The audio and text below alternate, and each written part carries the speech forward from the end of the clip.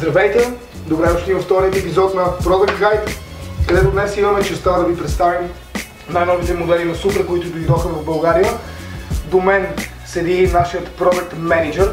Това е Николай Петров. Разясни на нашите зрители сега какво се случва тук. Започваме с Shotgun и цяло нов модел за Supra. Това, което трябва да се отбележи е неговата комплектна горница, в случая направена от велур. Следващия модел е P. Може да го припознаете към модел от миналото на Supra, казва се Kuban. Този нов модел включва в себе си нови материи, да кажем велура е по-мек на допир. За втори сезон имаме Axle при нас. Първоначално е замислен като обувка, която трябва да е за ежедневието. Се оказва, че скейтерите имат доста голям афинитет към това нещо. Най-малкото, че прениците няма никакви шелове, което значи, че няма разкъсване никъде. Подметката е вулканизирана и, както казах, е новата вулканизация на марката. И към последната обувка от селекцията на Ines, Pistol Crown Coalition. Изключително класна скейтборд обувка. Много тънка, вулканизирана подметка, изключително е мека.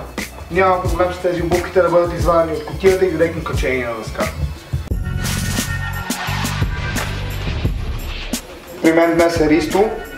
Ще говорим за новите летни модели на Stinky. Разкажи ми.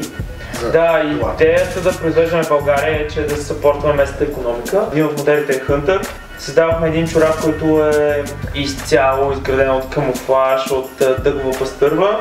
Във втория модел Fuck Boss има една доста подла идея. В този модел се опитахме да създадем един чорап, с който можеш да отидеш на работа, в същото време по някакъв начин да изкарва това, което мислиш за място, което си. И третия чорап, който е всъщност с добро приложение в скейтбординга. Работихте през последните години с карачите ни помогна да разработим реално Stinky Wings, който е чорап за всички активни спортове. Разработихме долната част на ходилото да е малко по-дебела, за да може да уплътнява обувката и да се чувстваш стабилен и комфортен в това, което правиш. Добре, Ристо, разкажи ми повече за опаковката. Доколкото знаем, Слав Витанов е замесен в голяма част от дизайните. След 2 години работим с Слав. Той е супер як дизайнер. Всеки един от тях носи заряда на чорапа на Stinky, което сме създали. Плюс части от това, което Слав вижда в него. Окей, поздрави на Слав, поздрави на вас. Keep it Stinky. Продължаваме с Thrasher. Thrasher е, спокойно мога да кажа, че е една от скейтърските библии. Това, което трябва да кажа за Thrasher Magazine е неговата история и оттам къде се почва. Thrasher се появява в период от времето, когато скейтборда е завършил своята ера на глобална суперстар култура.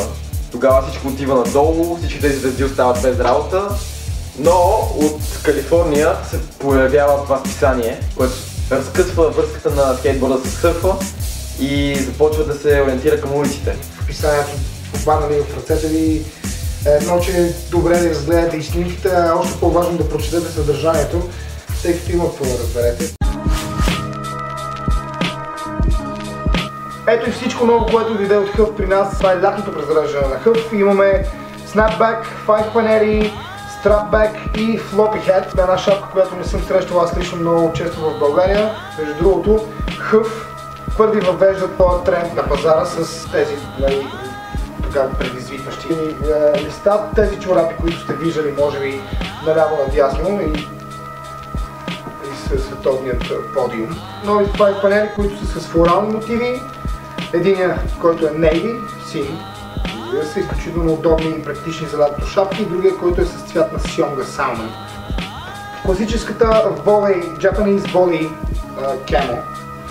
Това е един 5 панел, който е от много лека и удобна материя. Също това е Strapback, който говорим. Той вместо да е с, както ние обичаме да казваме, с тик-такчета отзад, той е на основата на колан.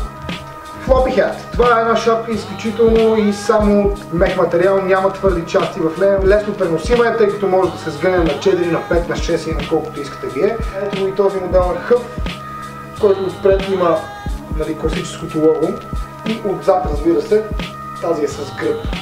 Това е още една tie-dye тениска, която е класическа като дизайн, като всички лифтове и всичките завъртулки се пресичат в средата на тениската. Памучна материя, лек материал с едно малко практично джобче за вашите документи, парички или билетче за градския транспорт.